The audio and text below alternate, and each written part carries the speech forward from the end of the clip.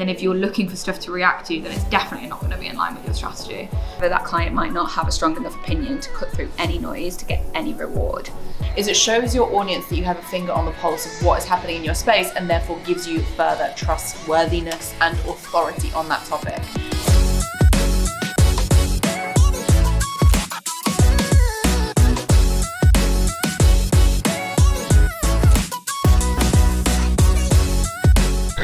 We're going on a trip in our favourite rocket ship. Oh, see this new lift, right?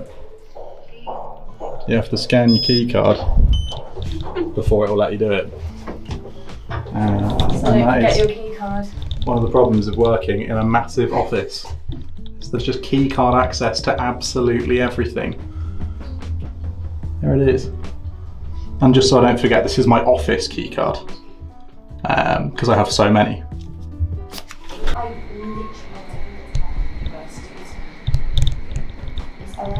Danielle's in the office. Danielle's in the office. Danielle's always in the office. Why am I not in the office?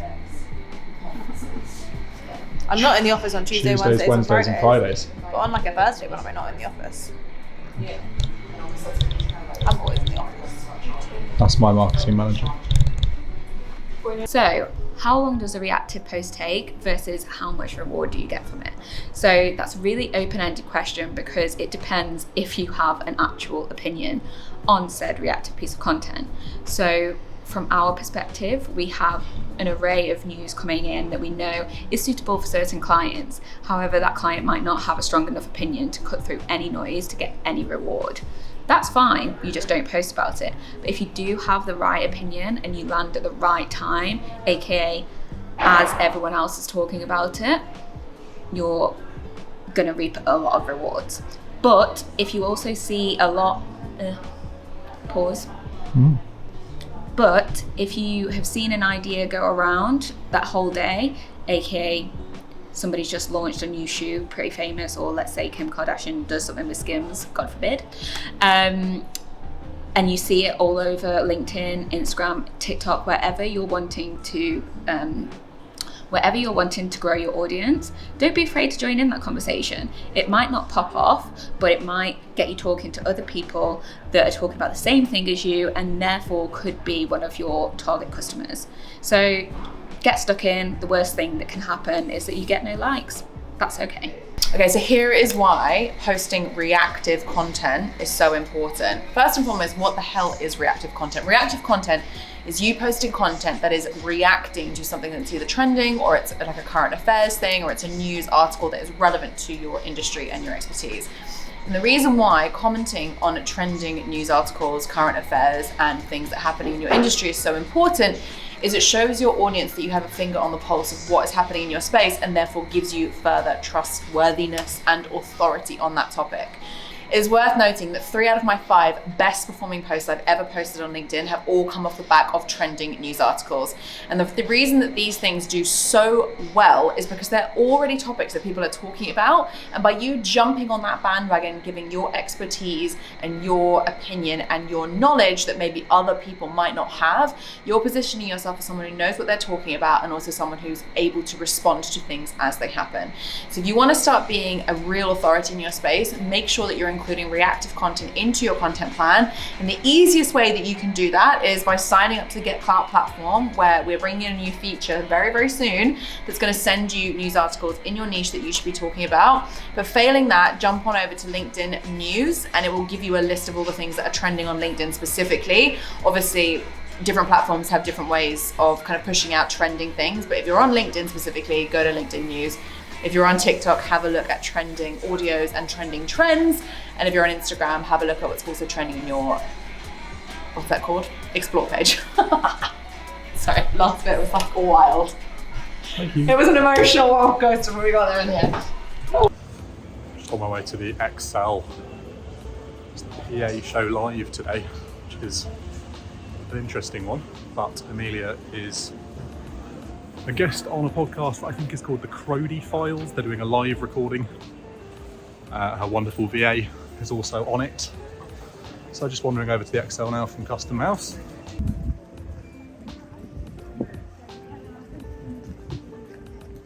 Genuinely feel like one of the coolest people in the world.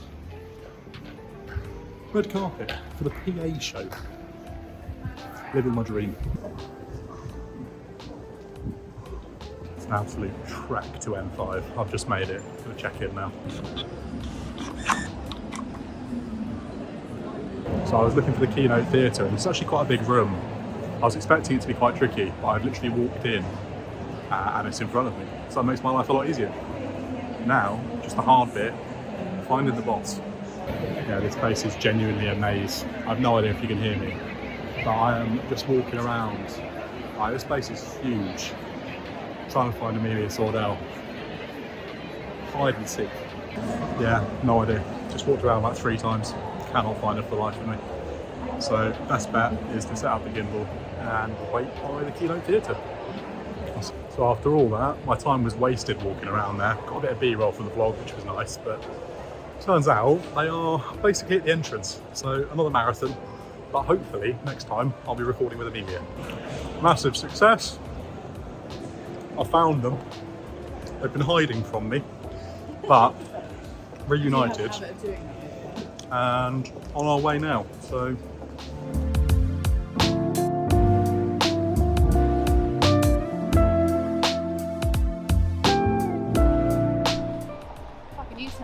shoved in my face these days. I have absolutely zero shame about it as well. I will literally walk down the street with my phone in my face and everyone judging me, and I don't care.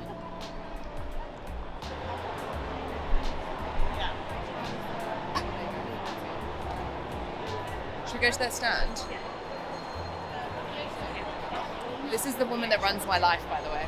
So we're advertising. Amy has never appeared in an Amelia Sordell production yet, No, outside of just organising everything. I think people thought I was AI. I mean, you basically are. You're just an illusion.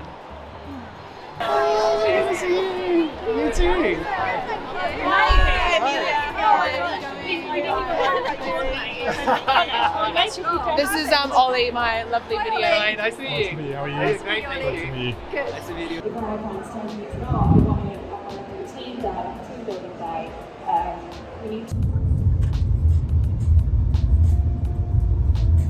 So we get asked a lot whether people should be more reactive or evergreen with their content, their personal branding content, and the answer is both. But what I will say is that your evergreen can work without reactive, but your reactive can't work without evergreen.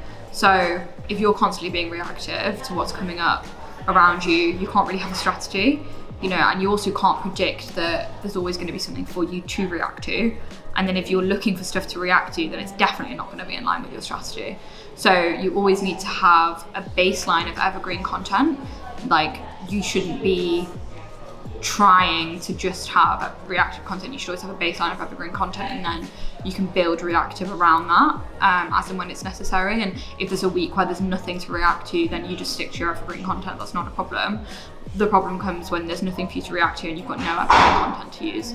And your evergreen content is going to be, you know, your thought leadership and your opinions that, you know, don't change. So not, I mean, they change, but you know, they're not going to change for like another few months. You know, your fact, like what you know, and then your reactive is kind of what you're, you know, using to grow your awareness, I guess, because what reactive stuff is usually around topics and topical conversations, and you know, things like, you know, the Hailey Bieber road lipstick or lip gloss phone case the other day.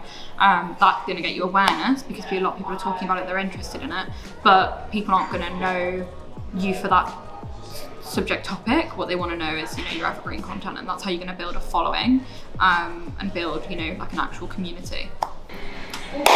We have just pitched 2 really fucking awesome clients. One of which is like for a full podcast situation. So that's like developing the concept, finding the guests, filming in our studios here, capturing the content, distributing the content, like the whole shebang.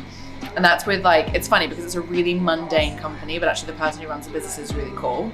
And so we're gonna have quite a lot of fun in developing this concept of how do we make what he does really, really fun and interesting, even though what he does is like really fucking boring, no offense. So that's really, really fun. And then we've also just pitched a really, really well-known venture capitalist who has exited a huge amount of businesses and is really well known in the business world.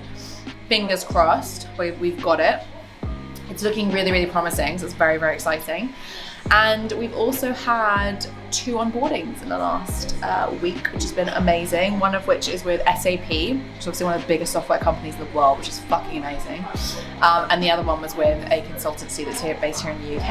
And that person as well is like, we're going to be talking about HR, diversity and inclusion, like the content that the guys are pushing out around like championing employees and like outlining toxic leadership and that kind of stuff is just chef's kiss. So loads going on at Klowt, and it's like, what a fucking amazing way to launch being in our new office. It's like with all these new clients.